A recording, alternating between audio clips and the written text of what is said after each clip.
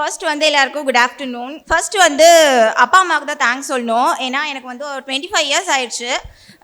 Last year வந்து இந்த வருஷம் ப்ரிப்பேர் பண்ணுறதுக்கு முன்னாடியே வந்து கல்யாணம் பண்ணி கொடுக்குற ஐடியாவில் தான் இருந்தாங்க. ஆனால் லாஸ்ட்டாக வந்து நான் இன்னும் ஒரு வருஷம் படிக்கிறேன்னு பெர்மிஷன் கேட்டப்போ தயங்காமல் என்னை நம்பி கொடுத்ததுக்கு ரொம்ப தேங்க்ஸ் அம்மாவுக்கும் அப்பாவுக்கும்.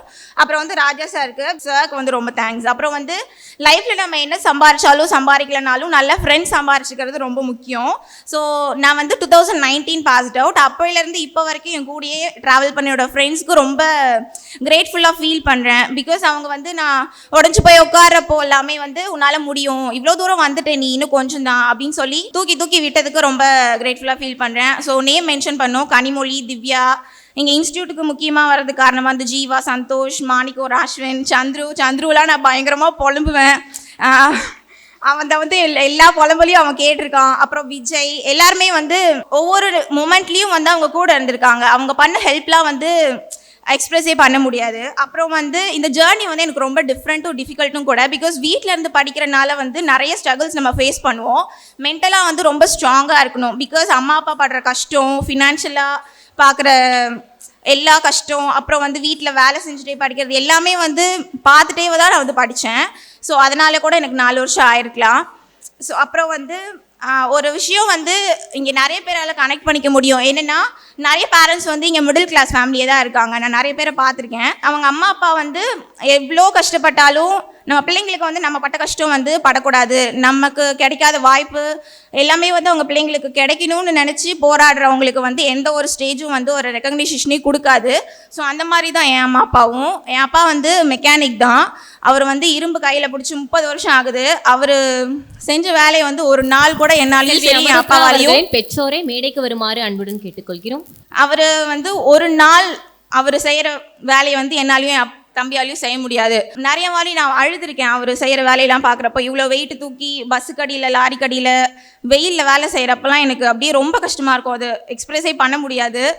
ஸோ அப்படி இருந்தும் எனக்கு வந்து இந்த வாய்ப்பு அமைச்சு கொடுத்தாங்க. அதுக்கு ரொம்ப தேங்க்யூ. அப்புறம் ஒன்று வந்து அப்பாட்ட சொல்லணும், என்னென்னா நான் தான் ஃபஸ்ட்டு பொண்ணு.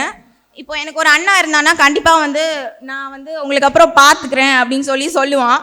எனக்கு அண்ணா இல்லாததுனால நான் பார்த்துக்கிறேன் உங்களுக்கு அப்புறம். இவ்வளோ வருஷம் நீங்கள் தூக்கி சுமந்ததை வந்து நான் தூக்கி சுமக்கிறேன். அப்புறம் வந்து எங்கள் ஊர் வந்து ரொம்ப குட்டி கிராமம் தான். ஹையர் செகண்டரி ஸ்கூல் படிக்கணுன்னா கூட வெளியில் ஒரு 10-15 கிலோமீட்டர் போய் தான் படிக்கணும். அப்படி இருக்கப்போ நான் தான் ஃபஸ்ட்டு பொண்ணு ஒரு கவர்மெண்ட் எக்ஸாம் கிளியர் பண்ணி வெளில வந்திருக்கேன்றப்போ என் முன்னாடியே வந்து என்ன இவ்வளோ வருஷம் எக்ஸாம் படிக்கிற, ஊர் சுற்றிட்டு இருக்கியா, ஏமாற்றிட்டு இருக்கியா கல்யாணம் பண்ணாமன்னு நிறைய பேர் பேசினவங்க இப்போ அவங்க பிள்ளைங்க கிட்ட வந்து இந்த மாதிரி படிக்கணும், விடாமுயற்சியாக படிக்கணும்னு சொல்கிறப்போ எனக்கு ரொம்ப ஹாப்பியாக ஃபீல் ஆச்சு. அந்த பெருமையை வந்து இவங்களுக்கு வாங்கி கொடுக்குறேன்றப்போ ரியலி வந்து ரொம்ப அந்த மொமெண்ட்டில் எக்ஸ்ப்ரெஸ் என்னால் பண்ண முடியல. அப்புறம் வந்து லைஃப் வந்து நீங்கள் என்ன எக்ஸாம் படித்தாலும் சரி படிக்கலனாலும் சரி, life will give you answers in 3 ways. என்னென்னா ஃபஸ்ட்டு வந்து எஸ்ன்னு சொல்லி நீங்கள் கேட்டதெல்லாம் கொடுத்துரும்.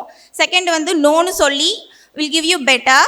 தேர்ட் வந்து வெயிட் பண்ண வச்சு will give you the best. ஏன்னா எனக்கு வந்து அந்த மாதிரி தான் வெயிட் பண்ணி ஒரு பெஸ்ட்டான மொமெண்ட்டை கொடுத்துருக்குன்னு நினைக்கிறேன். ஏன்னா என் அப்பா அம்மாவை வந்து லாஸ்ட் இயர் நான் சப்போஸ் கிளியர் பண்ணியிருந்தேன்னா என் அம்மா அப்பாவை இந்த மாதிரி ஒரு ஸ்டேஜில் என்னால் ஏற்றிருக்க முடியாது.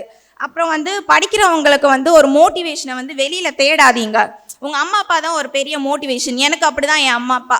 நான் ரொம்ப லோவாக ஃபீல் பண்ணுறப்போலாம் அப்பாவை தான் நினச்சிப்பேன். இவருக்கு எப்போ நம்ம அந்த சுமையை குறைக்க போகிறோம்னு நினச்சி தான் நான் படிப்பேன். ஸோ நீங்களும் மோட்டிவேஷனை வந்து உங்கள் அம்மா அப்பாவை நினச்சி படிங்க, சீக்கிரம் கண்டிப்பாக கிளியர் பண்ணுவீங்க. ரொம்ப தேங்க்ஸ். சுரேஷ் IAS அகாடமி, வெற்றியின் முகவரி.